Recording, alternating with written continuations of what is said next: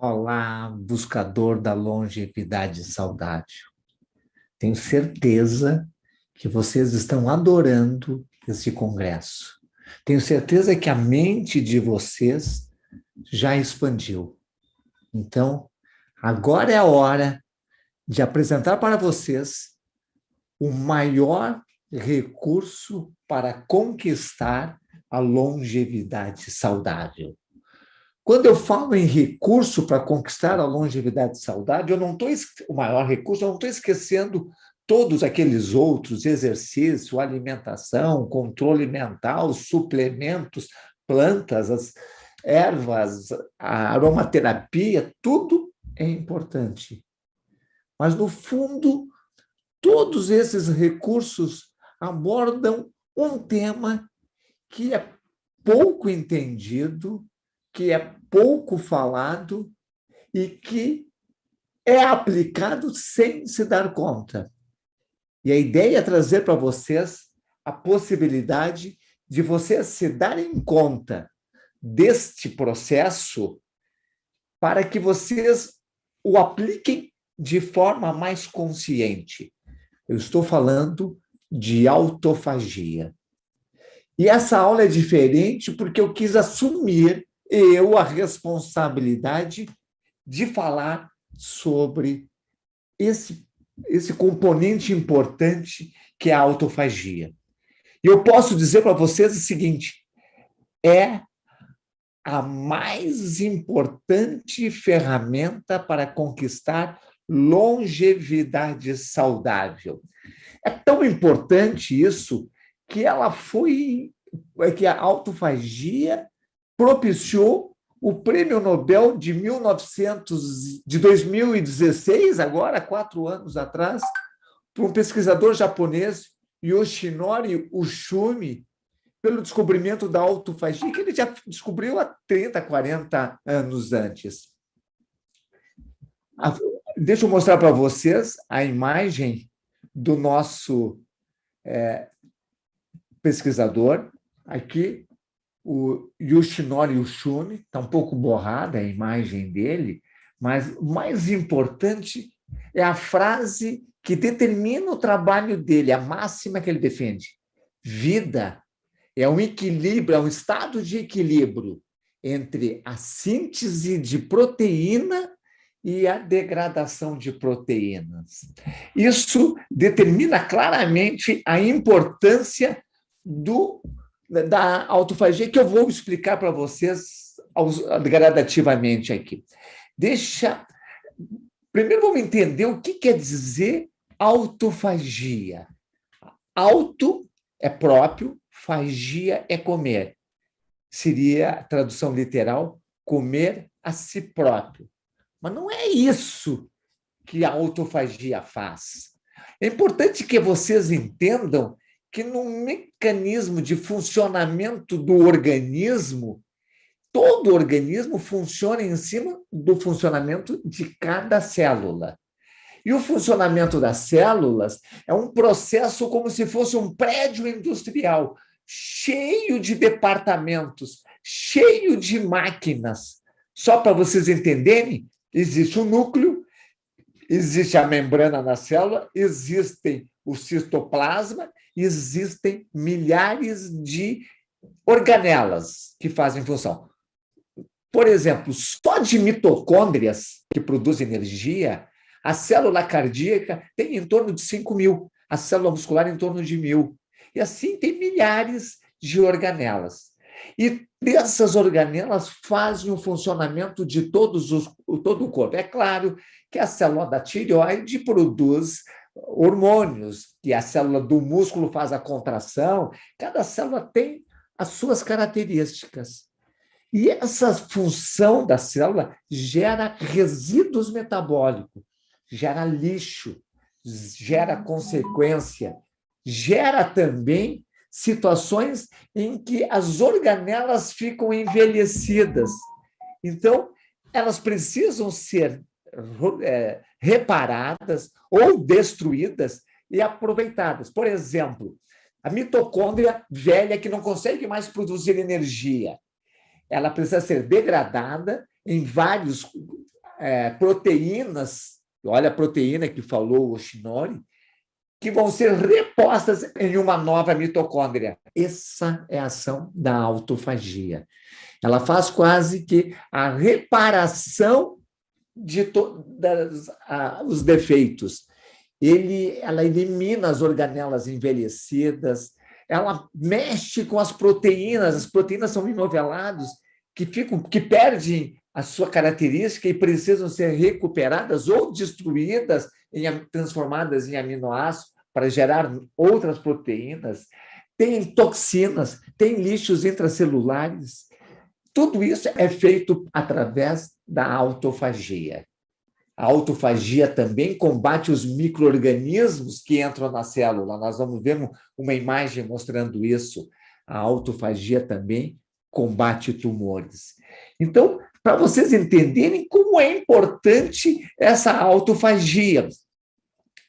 E ela participa de 3 dos 9 principais fatores de envelhecimento, que é a função mitocondrial, para produzir energia, é a qualidade das proteínas intracelulares e é o lixo celular. Esses 3 indicadores de longevidade mostram, são 9, mas esses 3 são muito claros atuando pela autofagia. A mitocôndria, quando fica velha, ela precisa ser substituída. Quem faz isso? A autofagia. As proteínas, já falamos, precisam ser corrigidas e a autofagia. O lixo precisa ser decomposto ou eliminado para fora, é a autofagia. E a autofagia, ela faz todo esse processo de limpeza, ela otimiza a função biológica. Aquela célula que tem um processo elevado de autofagia, é uma célula que tem as organelas mais funcionantes. Então, ela funciona melhor. E, por funcionar melhor, a célula não precisa ser substituída. Eu vou falar daqui a pouco sobre a substituição das células. E não precisando substituir a célula, evita o envelhecimento, que na célula se chama senescência. E se a célula não envelheceu, não ficou senescente, não precisa morrer para ser substituída, é a apoptose. Quanto mais funcionante, mais saudável é a célula. Isso é a autofagia que faz. Ela combate a inflamação, ela tem uma estrutura intracelular chamada inflamassoma, que é ela que organiza, ela combate os micróbios, já falei, ela elimina todos os vírus, trabalha para eliminar os vírus, bactérias, ela ajuda para combater aquelas partes fibrosadas, nódulos de tireoide, hiperplasia de próstata, cicatrizes, secreções, tudo isso pode ser revertido ou diminuído pela autofagia. E quando a autofagia diminui a sua função, e isso acontece a tendência de acontecer a partir dos 30 anos, quando ela diminui a sua função, o corpo entra em processo de envelhecimento e do aparecimento de doenças. As doenças neurodegenerativas, o Alzheimer e Parkinson, são doenças onde a autofagia diminuiu, onde tem menos autofagia. Por ter menos autofagia, tem mais lixo dentro da célula, tem as células mais comprometidas.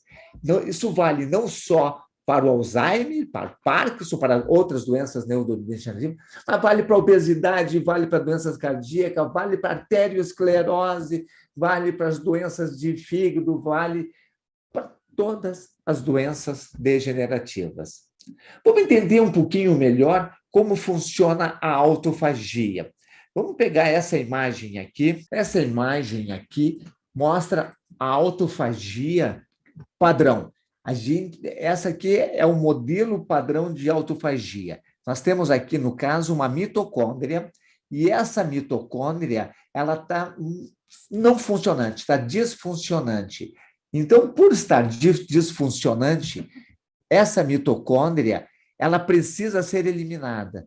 Então, aparece uma estrutura que começa a envolver a mitocôndria, criando um autofagossoma, que envolveu a mitocôndria.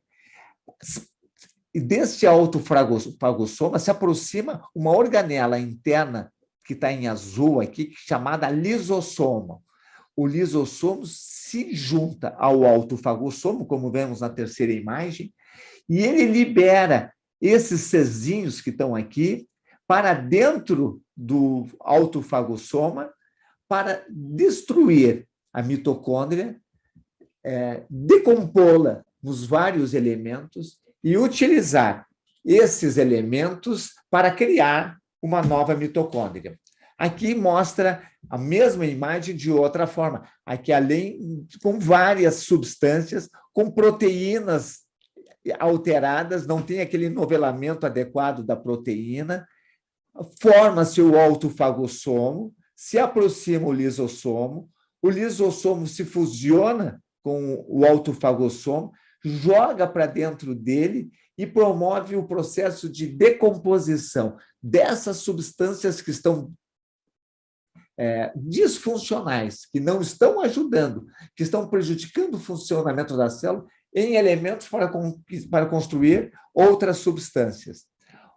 Quando especificamente a autofagia atua na mitocôndria, como nós estamos vendo aqui, se chama de mitofagia.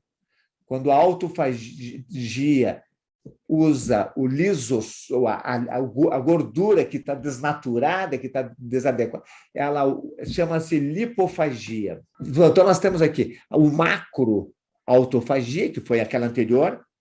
Essa que nós vemos aqui é uma macroautofagia. Essa aqui é uma microautofagia. O lisossomo se envolve, cria uma protusão e vai ali e absorve aquele amarelo que é o que precisa ser decomposto. Ou faz uma invaginação engolindo.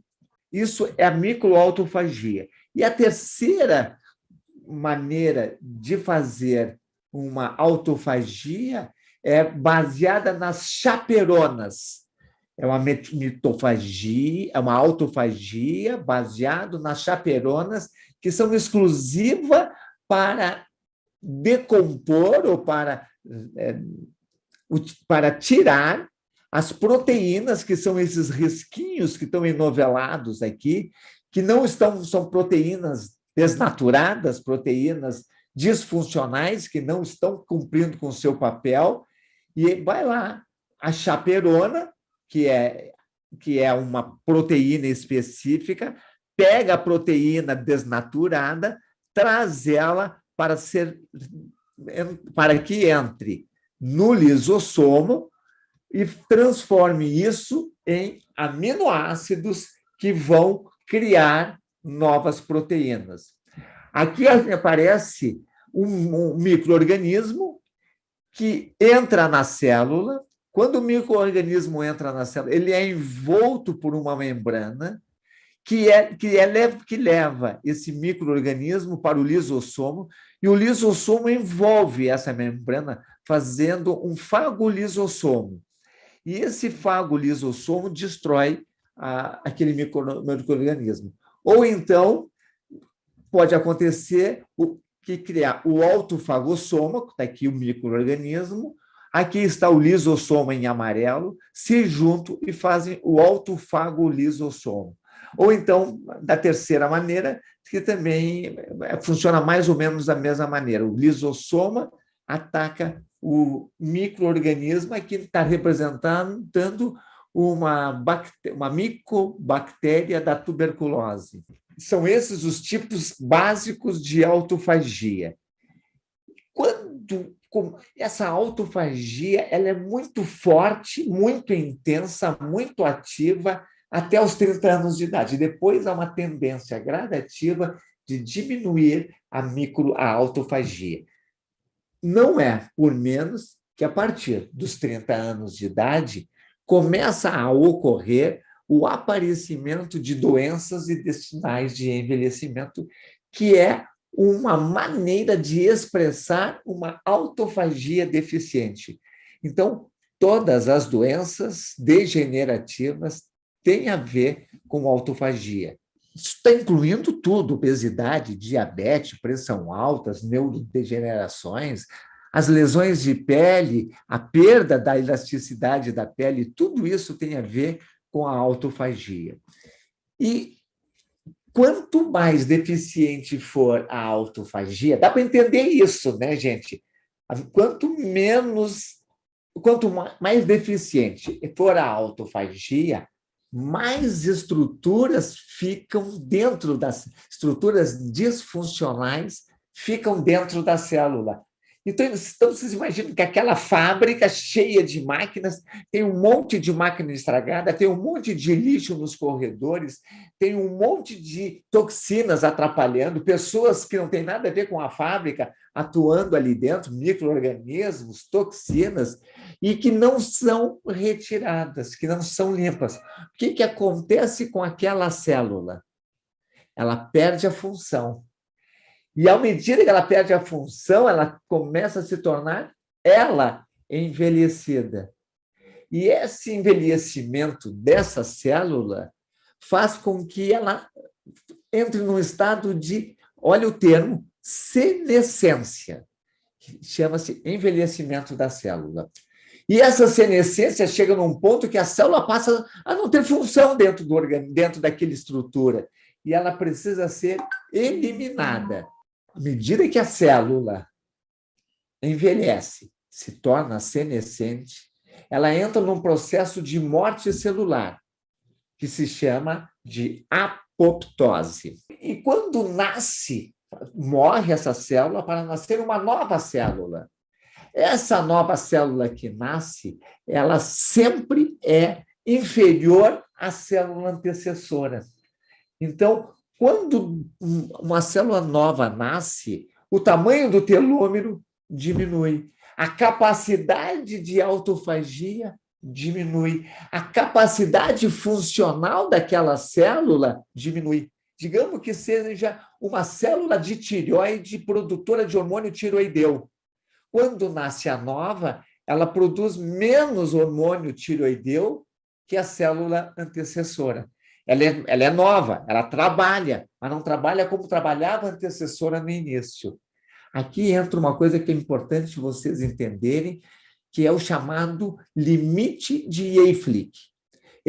Leonard Hayflick, foi um cientista que, em 1956, determinou que existe um limite de divisões de células e que cada célula que se divide, ela fica mais fraca do que a anterior e vai ficando menos funcional, até que chega um ponto que ela não consegue mais se dividir.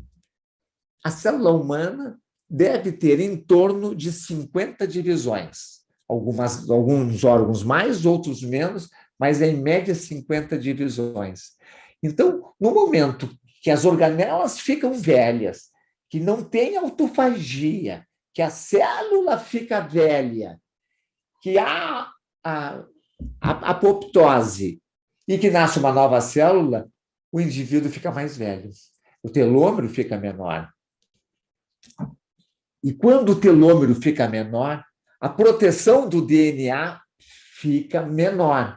E um DNA menos protegido pode causar danos no DNA. É um outro problema de envelhecimento, que é os danos. Quanto mais velha for a célula, maior serão os danos do DNA. DNA, aquele xizinho. E aí começa a aparecer os riscos de neoplasias dos cânceres, por causa dos danos do DNA. Então, o processo do envelhecimento se dá dentro da célula por perda de autofagia, pela senescência, envelhecimento da célula, pela apoptose, pela multiplicação das células.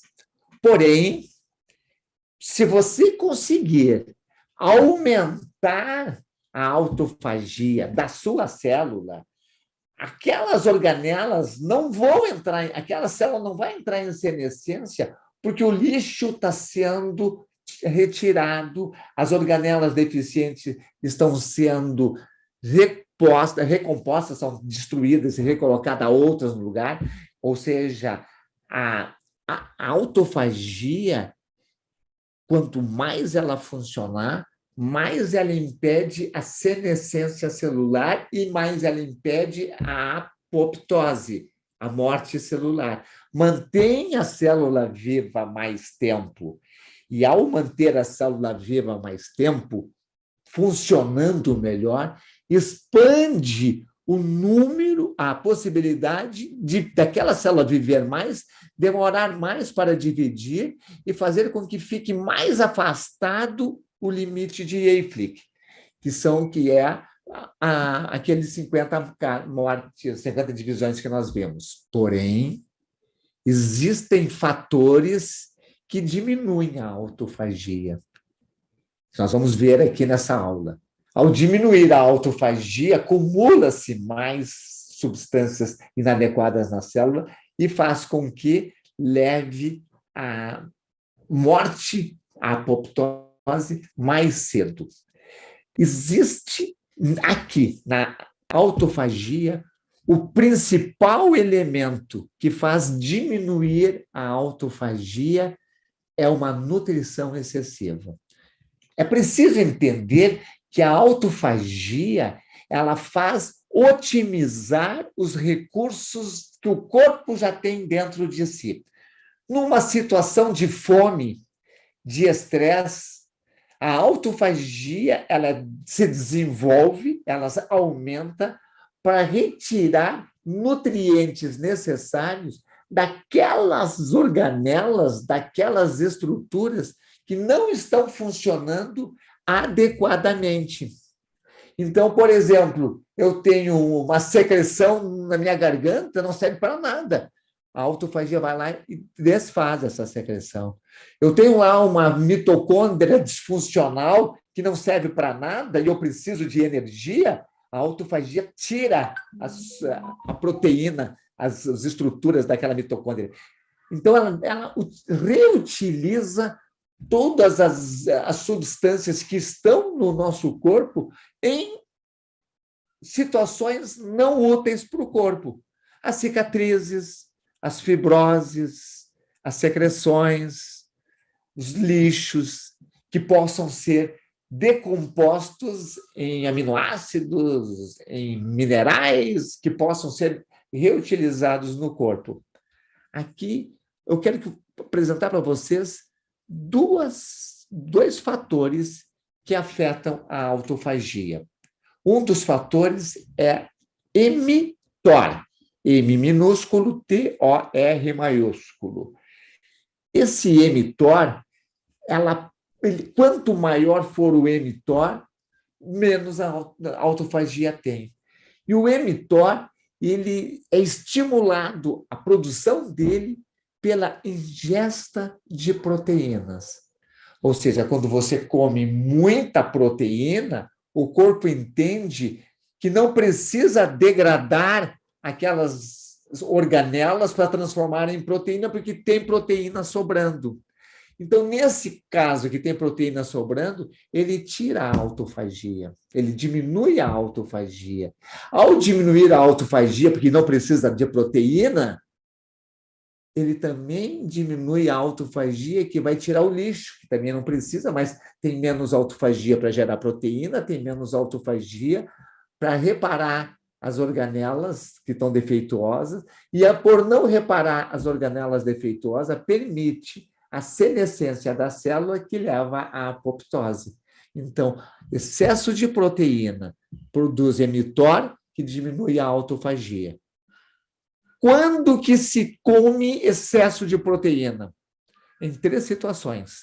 Durante a gravidez, a gestante deve ter uma alimentação hiperproteica, porque o mTOR ajuda no crescimento, na amamentação, e aquelas pessoas que querem fazer fisiculturismo, não é musculação, não é levantamento de peso, é físico, querem modelar o corpo para desenvolver músculos mais bonitos, é estética, eles precisam fazer uma dieta hiperproteica.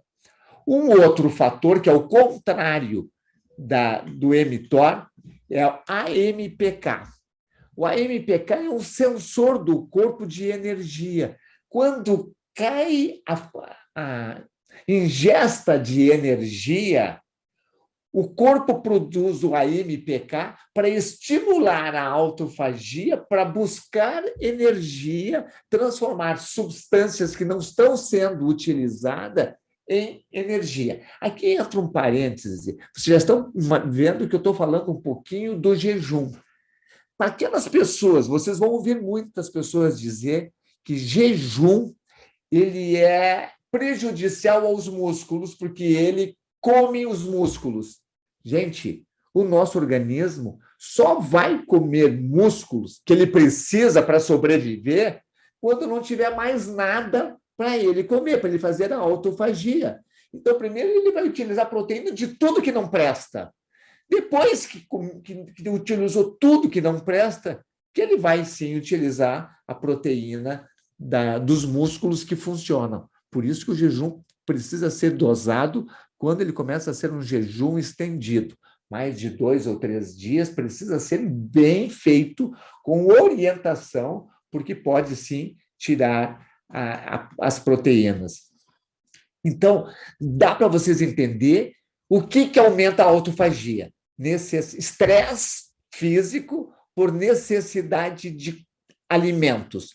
Então, entra a fome, entra todos os tipos de jejum, seja o jejum intermitente, seja a restrição calórica, comer menos quantidade do que precisa, seja jejum longo, seja qualquer tipo de situação que limita a ingesta, promove a autofagia, que vai limpar o corpo e vai fazer com que vai limpar o corpo e as células, porque ao limpar as células está limpando o corpo, vai fazer com que as células vivam mais cada uma, demorem mais para se dividir, ou seja, aumentam a longevidade.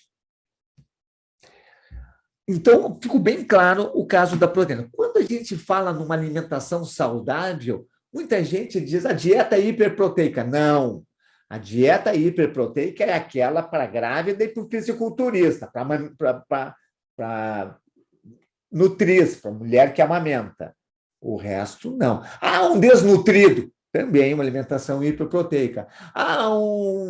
Um senhor muito idoso com pouco músculo, ele também precisa, mas são situações anômalas, são situações ou de grande necessidade de crescimento, gravidez e amamentação, ou fisiculturismo, ou de repor músculos que não estão sendo produzidos. Outro fator tão importante quanto, tão estudado quanto a nutrição é o exercício. Quanto mais forte for um músculo, a fibra muscular, maior é a capacidade de autofagia do músculo. E, em consequência, maior é a capacidade de autofagia de todas as células do corpo, de todo o organismo. Aqui entra um aspecto que é bom reforçar. Nada que acontece numa célula deixa de repercutir em todas as outras. Quando eu faço um exercício para aumentar as mitocôndrias do meu músculo, eu estou estimulando a aumentar a mitocôndria do meu cérebro, do meu fígado, do meu rim, da minha pele.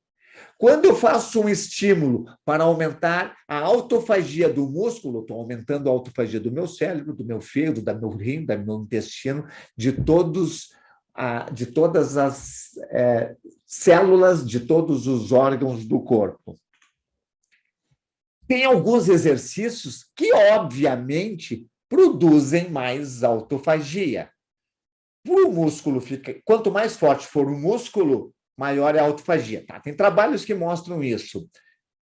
Para o músculo ficar forte, não basta fazer musculação de baixa intensidade, é óbvio. eu preciso fazer musculação de alta intensidade, que a gente chama tecnicamente de chegar na falha muscular, que é chegar no limite, para o cérebro entender que o músculo precisa crescer. Esse processo está provado através de trabalhos de laboratório que não só aumenta a fibra muscular, aumenta o número de núcleos da fibra muscular, como aumenta a função de autofagia da fibra. Tem maneiras de medir a autofagia em laboratório. Quando faz um exercício, por exemplo, um exercício de corrida, um intervalado, de alta intensidade, leva até 8 horas, como resultado imediato, agudo, dessa corrida intervalada, o aumento da autofagia. E ela se mantém alta por 6 a 7 dias. Ou seja, um único exercício de alta intensidade, seja ele qual for. Eu citei o intervalado, mas pode ser a musculação, que são os exercícios de cardiovascular e exercício de resistência. Um único exercício aumenta a autofagia durante 7 dias. Aqui também entra um aspecto que o exercício, por causa do aumento da autofagia, ele é peça fundamental na diminuição, na remissão de todas as doenças degenerativas. Então, quando a gente fala assim, curar diabetes, não é com alimento, é com exercício, porque é a autofagia que vai curar diabetes. Uma alimentação para diminuir a diabetes, uma alimentação que tenha pouca proteína, não menos do que precisa. Se for hipoproteica, o corpo perde músculo, e se perde músculo, diminui a autofagia. Então, tem que ser uma alimentação normoproteica, mas com baixo carboidrato, porque tem um trabalho muito claro mostrando a quantidade de glicose no sangue. Glicose é energia, é fácil de entender. Se a glicose é energia, o corpo tem bastante energia. Se tem bastante energia, ele diminui a autofagia. Se tu está com pouca glicose no sangue, o corpo não tem energia, tem que usar a gordura, e daí vai aumentar a autofagia, que vai produzir todos os benefícios da remissão das doenças e da longevidade. Vale também aqui o uso da gordura. Quando a gente começa um programa de recuperação de saúde, a gente faz uma alimentação high fat, muita gordura, low carb, pouco carboidrato, normoproteica. No início, funciona comer muita gordura, mas chega um momento em que é necessário diminuir a quantidade de gordura para gerar a autofagia. E daí, nesse caso, entra o intervalo das refeições. Então, eu janto às 7 da noite e só vou almoçar amanhã ao meio-dia.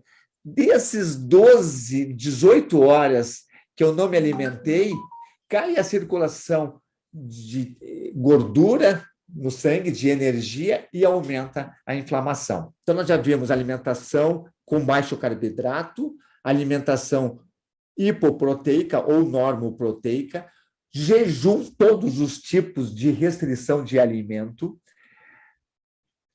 sono, quanto melhor o sono, mais ocorre o trabalho da autofagia, ela funciona muito durante o sono profundo, assim como tudo no organismo, a produção de hormônio de crescimento é liberado mais durante o sono, a reparação das células, fazer crescer um músculo, melhorar uma arteriosclerose, fazer uma remissão da arteriosclerose, a autofagia vai atuar nessas artérias que têm placas, tirando aquilo ali para reutilizar aquele cálcio, reutilizar aquele ácido graxo que está na placa, reutilizar aquela fibra, transformando ela em proteínas durante o sono. Então, é importante o nível do sono.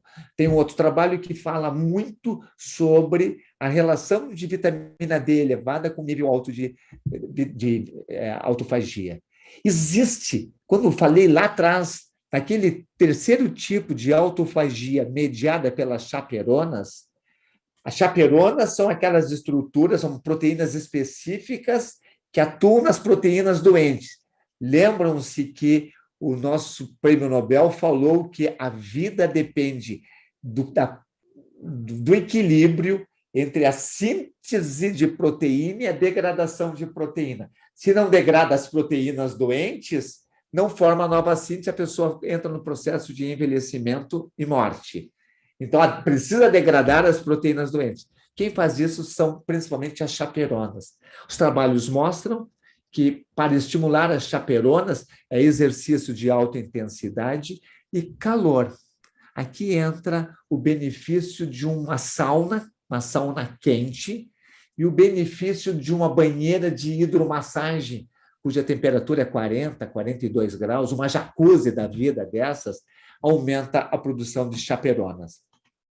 Existem substâncias que atuam existem alimentos favoráveis à autofagia, e são todos os alimentos crus que vêm dos vegetais e das frutas. Todos os flavonoides, os polifenóis, todos esses melhoram a autofagia. Além de tudo isso que nós falamos, nutrição, exercício, estilo de vida, vitamina D, existem substâncias que modulam a autofagia. Tem muito trabalho, tem mais de 30 substâncias estudadas, mas algumas substâncias são importantes e que eu recomendo, e eu quero estudar mais e conversar mais com farmacêuticos para criar fórmulas que utilizem essas substâncias e que ajudem a aumentar a autofagia e que, inevitavelmente, aumentam também a longevidade saudável. São a espirmidina, a melatonina, que vocês já usam para melhorar o sono, ela melhora também a autofagia, o astrágalos, que é utilizado para a longevidade, é por isso que ele é utilizado para a longevidade, o resveratrol, a cúrcuma, principalmente, esses são os mais conhecidos. Existe a rapamicina, que é utilizada também, a metformina, aquele remédio que é utilizado para diabetes, tem muito trabalho falando que ele aumenta a longevidade, e o mecanismo do aumento da longevidade, tanto da rapamicina, que é utilizada como quimioterápico para algumas drogas, me parece, quanto a metformina, trabalha em cima da autofagia. Existe também um outro que é muito citado, que eu preciso estudar mais, e o que eu, antes de propor que vocês usem, que é a urulitinha. Tem mais uns 10 outros fatores que não são tão importantes. E existem também chás que melhoram a autofagia. Chás, por definição, ele vem da Camellia sinensis. Então, é o chá verde, chá preto, o chá branco, o oolong, tem mais um, que tem capacidade de aumentar a autofagia. Outros, tem alguns chás também, são mais infusões, que ajudam. O hibiscus, o chá de capim-limão, chá de jasmim, chá de gengibre, que são os chás mais conhecidos, mas que podem, sim, ajudar se juntar todos. Você pode juntar todos eles na sua xícara, encontrar um sabor adequado e usar o chá todos os dias, desses chás comuns, para aumentar a autofagia. Gente, acho que ficou claro para vocês entender um pouquinho melhor o que é esse grande processo tão desconhecido, tão pouco falado. Acredito que é difícil para vocês entender. Foi difícil para mim conseguir organizar essa aula de uma forma didática. Eu tenho mais de 300 estudos científicos falando sobre isso. E eu tinha que tirar aquela linguagem acadêmica de laboratório para trazer para vocês. Eu procurei sintetizar e tornar mais fácil possível o entendimento da importância da autofagia na saúde, na preservação da saúde e, com isso, na manutenção da vida sem envelhecimento. Espero que vocês tenham gostado dessa aula. Um grande abraço e uma super saúde e uma super longevidade a todos vocês.